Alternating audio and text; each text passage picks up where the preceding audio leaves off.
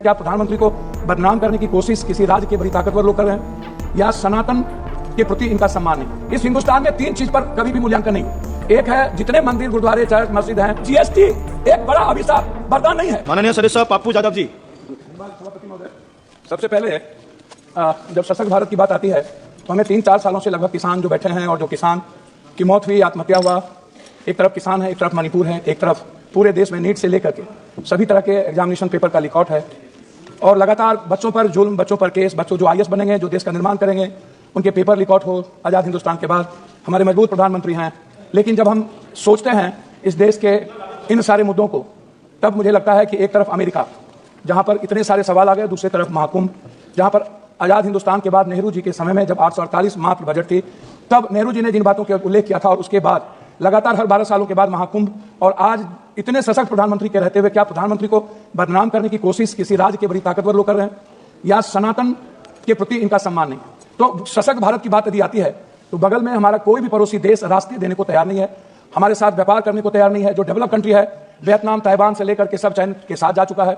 भूटान के सारे मंत्री चाइना में बैठे रहते हैं और हमारा पूरा का पूरा पड़ोसी देश हमसे बिल्कुल अलग है। मैं याद दिलाऊंगा 2-3 million people living India every year, 8 lakh के लगभग जब हमारे इतने सशक्त और 11 बार बजट पेश हुआ तो 8 से 9 लाख लगभग professional like see under threats of agencies possible brain draining.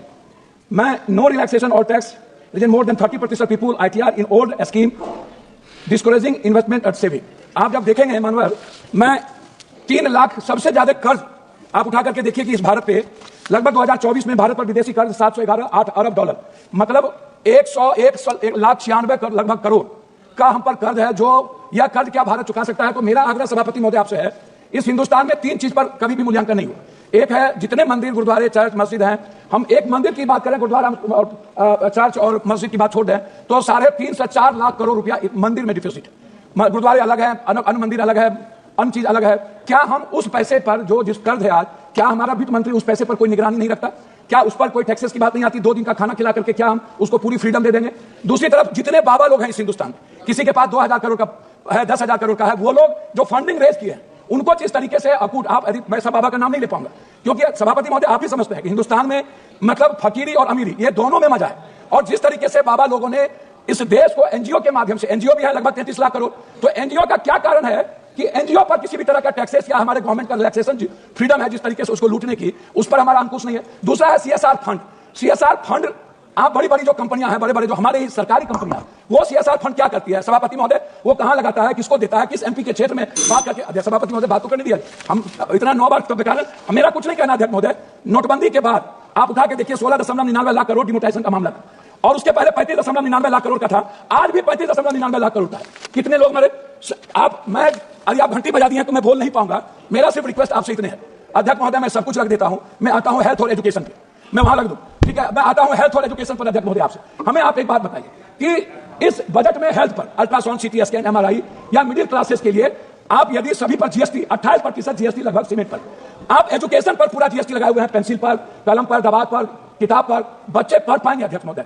सभापति महोदय मैं आपसे बहुत क्लियर आग्रह करना चाहूंगा, हमको एजुकेशन, सबसे ज्यादा गरीबी भ्रष्टाचार से, भ्रष्टाचार के समाधान पर हम कभी इस हिंदुस्तान में इस सदन में चर्चा सही तरीके से नहीं कर पाते। उसका समाधान क्या होगा, उसका सोल्यूशन? GST में सबसे ज्यादा भ्रष्टाचार, सबसे ज्यादा छोटे छोटे व्यापारियों पर GST। अध्यक्ष महोदय यदि मैंने टेंडर लिया 1 लाख करोड़ का और हम उस टेंडर को छुपा करके 26 हम 50,000 करोड़ कर दिए, तो GST की चोरी हम किसका चोरी कर रहे हैं? तो GST एक बड़ा अभिशाप, वरदान नहीं है, वो इस कंट्री के कॉमन और मिडिल क्लास के लिए सबसे बड़ा बोझ है।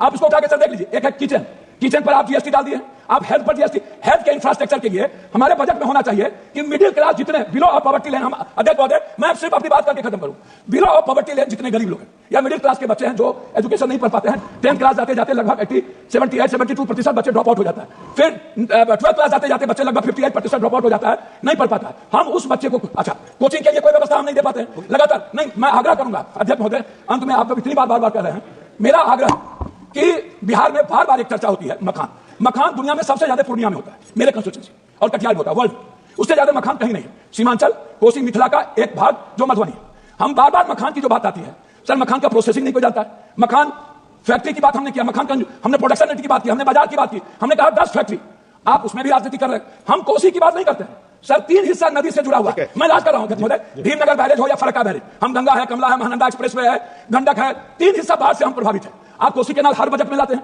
हर बजट में एक ही बात को कहते हैं। अध्यक्ष महोदय लास्ट करो, अध्यक्ष महोदय 1 मिनट में लास्ट करो, 1 मिनट। अध्यक्ष महोदय मैं अंत में आपसे ये बात कहना चाहूंगा, हाई डैम बहुत महत्वपूर्ण है।